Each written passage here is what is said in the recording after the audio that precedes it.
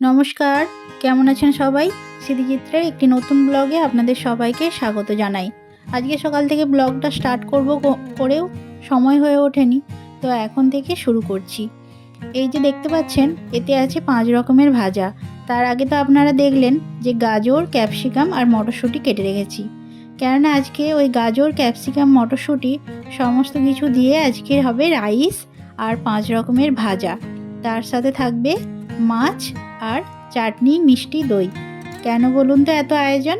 প্রথমত আজকে তো হচ্ছে 1 জানুয়ারি, সেটা যেমন তেমন, তার সাথে আরও একটা ব্যাপার আছে।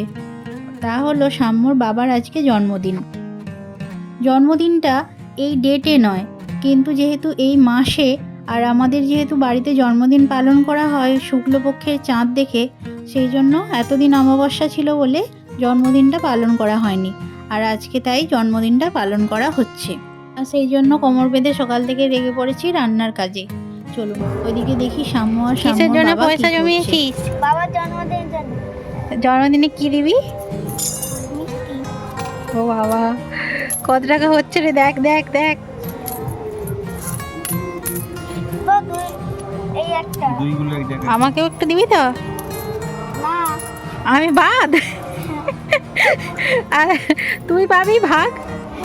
ও, তুই আর বাবা পাবি? দেখো এটা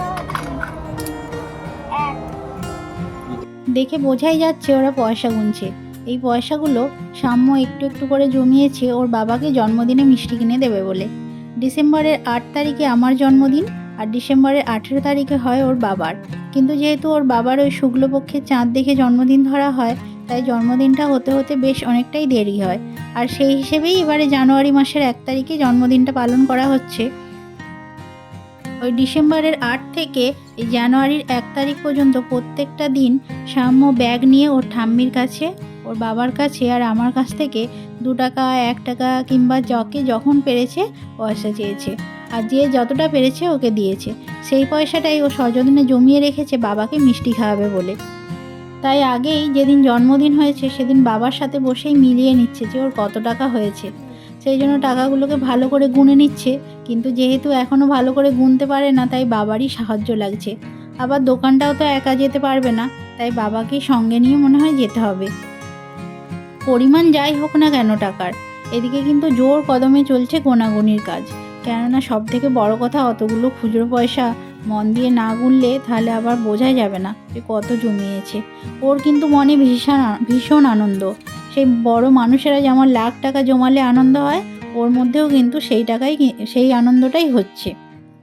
আর তার থেকেও বড় কথা কি জানেন তো, ওদের এই মিষ্টির দলে নাকি আমি পড়ি না। সবটাই ওর বাবার জন্য হবে। এটা কিন্তু আমার জন্য বেশ একটা খারাপ খবর। যদিও আমি বলেই নিচ্ছি যে বাবার জন্য যেটা আনবি আমার জন্যও কিন্তু আনিস, না হলে কিন্তু আজকে খুব খারাপ হবে ব্যাপারটা। তবে শেষমেশ যা দেখা গেল, বাবার জন্য মিষ্টি 5 রকম মিষ্টি ছাড়াও বাবার জন্য কিন্তু দইটাও ও নিয়ে আসতে পারবে। তার সাথে আমাদেরও মনে হয় ভাগ পাওয়া যাবে। দেখি এখন দুজনে মিলে ওই দিকেই যাচ্ছে, আসুক তারপরে দেখাবো যে ওরা কি কি এনেছে। ওরা এদিকে যাক, ওদের সাথে সাথে আর আমার দাঁড়িয়ে থাকলে হবে না, কেননা আমি ওদিকে রান্না বসিয়ে এসেছি। ওদিকে না গেলে হয়তো সেটা চুঁয়ে যাবে। চলুন ওদিকে একবার যাই। সব রকম ভাজাভুজি কমপ্লিট হয়ে গেছে, আর ওদিকে রাইসও কমপ্লিট হয়ে গেছে। এই যে দেখুন, সব রকম ভাজা একসাথেই রাখা হয়েছে, যখন দেয়া হবে তখন আলাদা করে দেয়া হয়ে যাবে। আর এখানে হচ্ছে সব রকম সবজি দিয়ে একটু তরকারি করা হচ্ছে। এবার শুধু মাছটা ভেজে নেব, তাহলেই হবে।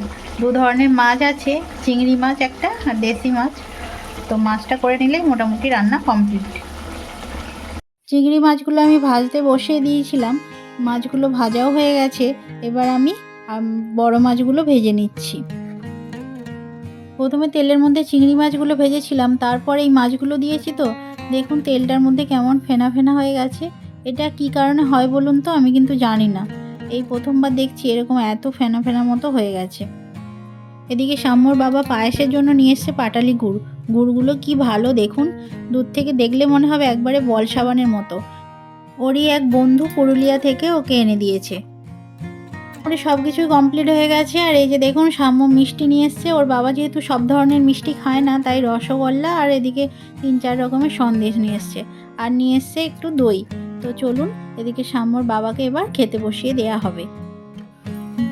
তো সাম্যর বাবার পাশে সাম্যও কিন্তু সমানভাবে বসে পড়েছে, কিন্তু বেচারা খেতে তো পারে না, তাই বাবাকে যা দেয়া হয়েছে ও কিন্তু কিছুই নেয়নি। ও বলল ওকে শুধু একটু চিংড়ি মাছ ভাজা আর রাইস দিলেই হবে। তো ওর কথা মতো সেটাই দেওয়া হয়েছে। যেহেতু জন্মদিনের ব্যাপার, সেই জন্য ওকে বলা হলো যে একটু পায়েস খেতে, তো সেই জন্য পায়েসটাও দেওয়া হয়েছে। তবে কতটা কি খাবে জানি না। এদিকে বাবার কাছে বেশ বাবাকে আশীর্বাদ করছে ঠাম্মি সব, ও দেখছে সেগুলো, ওকে যেহেতু করছে না, ওর মনটা কিন্তু বেশ ভার হয়ে আছে। তো ভার ভার মুখেই দেখছে ভালো করে যে কি করা হচ্ছে বাবাকে। আর এদিকে বলছে কবে যে আমার জন্মদিনটা আসবে তাহলে ওকেও করা হবে, এই আর কি। ওদেরকে খেতে দেওয়া হয়ে গেছে, এবার আমরাও, আমি আর মা দুজনেই বসে যাব। কেক সন্ধেবেলার দিকে কাটবে, কেননা আমাদের দুপুরের দিকে কেকটা কাটে না, সন্ধেবেলা কিংবা বিকেলবেলার দিকে কাটে। তো আমি বিকেলবেলা ভাবছি তারকেশ্বরে যাব, ওখান থেকে কেক নিয়ে আসবো, কাটা হবে। তো চলুন খাওয়া দাওয়া করে নিই। সন্ধে হয়ে গেছে আর আমিও কেক নিয়ে চলে এসেছি, আর মাকে আমি কিছুতেই তুলতে পারছি না। এই যে সন্ধে হলে শীতকালে লেপ মুড়ি দিয়ে শোয়া, এর মতো বোধহয় আর সুখের জিনিস কিছু নেই। তার সাথে আছে সিরিয়াল, কিছুতেই ডাকছি উঠছে না। সাম্য এদিকে কতবার ডাকলো, তারপর এসেছে সাম্যর বাবা, তবে উঠলো। আসলে ছেলের জন্মদিন, ছেলে যদি মাকে না ডাকে সে কী করেই উঠবে, তাই না? তাই সাম্যর বাবা আসতে তবে উঠেছে। মাকে বললাম কেক কাটা হবে, কাপড়টা চেঞ্জ করে নিতে, কিন্তু এত ঠান্ডায় আর কাপড় চেঞ্জ করতে চাইলো না। আর ওইদিকে দেখুন না, কেক যে এনেছি, কেক সাম্যর বাবার জন্মদিনে আনলেও সেটা কিন্তু মায়ের কথা ভেবেই আনা হয়, সে যারই জন্মদিন হোক না কেন। মা তো আঁশের কিছু খায় না, যেহেতু এমনি সাধারণ কেকগুলো তো ডিম থাকে, সেই জন্য মা ওই কেকগুলো খায় না। যদি এগলেস কেক হয় তবেই খায়, তো সেই জন্য এগলেস কেকই নিয়ে আসা হয়। তো আজকেও এগলেস কেকই নিয়ে আসা হয়েছে। বাড়িতে এই তো 2-3টে মানুষ, তার উপর যদি একজন না খায় আর দুজন খায়, সেটা আবার কেমন লাগবে যদি কোনো আনন্দ অনুষ্ঠান হয়। সেই জন্য আমাদের যখনই কেক নিয়ে আসা হয় এগলেস কেকই নিয়ে আসা হয়, যাতে করে মাও সবার সাথে খেতে পারে। তো চলুন এবার কেক কাটা হবে, ওখানে যাই। তার আগে বলে রাখি, শুধুমাত্র কেক কিনতে কিন্তু আমিই যাইনি, আমার সাথে সাম্যও গেছিলো, ওর বাবার কীরকম কেক পছন্দ হবে সেটা চয়েস করতে। এখন তো মনে হচ্ছে আমার থেকে ওই বেশি জানে যে ওর বাবার কি পছন্দ আর না পছন্দ। যাই হোক, দেখি এবার কেমন কেক এনেছি, আপনাদেরকেও দেখাই, তার সাথেও সাম্যর বাবাকে আর মাকেও দেখাই যে কীরকমের কেক নিয়ে এসেছি। হায় হায়, এদিকে মায়ের অবস্থা দেখুন, যদিও বা উঠেছে ঠান্ডা থেকে, কিন্তু আর বেরিয়ে আর আসতে পারছে না, কেননা টান টান উত্তেজনা চলছে সিরিয়ালে এখন। আর আমি এদিকে কেক নিয়ে চলে এসেছি, তার সাথে সাম্যর বাবাকেও ডাকছি কেকটা কাটবার জন্য। সবই ঠিক আছে, কিন্তু বোঝা যাচ্ছে না যে কেকটা আদৌ কে কাটবে, সাম্য না সাম্যর বাবা। সাম্যকে একটু দিলেই ভালো হয়। এতক্ষণে মা নামছে, তো মা আসুক, তারপরেই কেক কাটা শুরু হবে।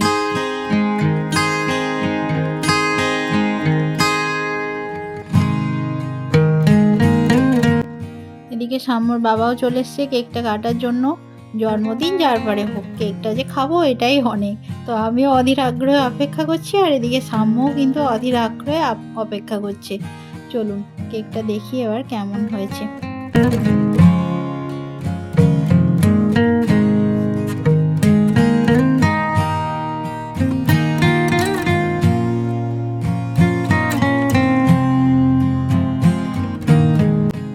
কেকটা কিন্তু দেখতে দারুণ, তাই না?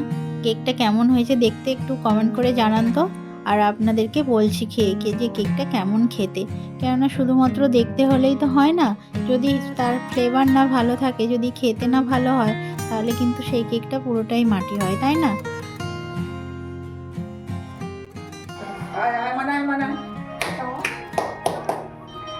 Happy birthday to you, happy birthday to you, happy birthday to you, happy birthday to you, happy birthday to you, happy birthday to you, happy birthday to you. যা মানো যা birthday to you. অনেকগুলো তো খাটে তোর পাতা আছে জানো আমার হাত তুমি খাই না তুমি বাবা খাই না তুমি বাবা খাই না মাকে দাও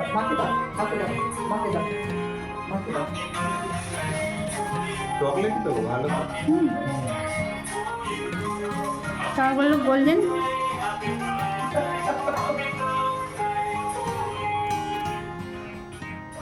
ভালোই করতে পারতাম হ্যাঁ যেটা খারাপ ভাবছিলাম অতটা খারাপও না। আমি দিয়ে দিত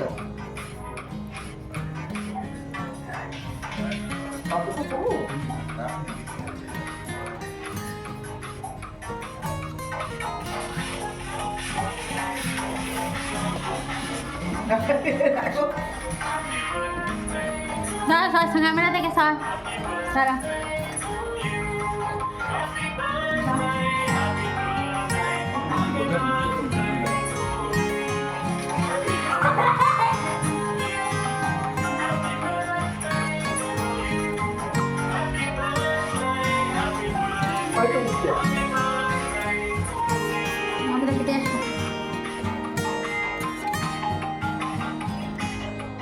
বেশি করে লাগতে পারি আর ভগবান তোমাকে সহ্য শক্তি দিক আমি যাতে পেছনে লাগতে পারি সেটা। চলুন, বার্থডে কমপ্লিট হয়ে গেছে আর আমাদেরও এদিকে সমস্ত কাজ কমপ্লিট। এবার খাওয়া দাওয়া করে একটু ফ্রেশ হয়ে নিয়ে শুয়ে পড়বো, কেননা দেখতে দেখতে বেশ অনেকটাই বেলা হয়ে গেল। এই পর্যন্তই, আবার দেখা হবে পরের একটি ব্লগে। ততদিন আপনারা সবাই সুস্থ থাকবেন, ভালো থাকবেন ও সচেতন থাকবেন। নমস্কার।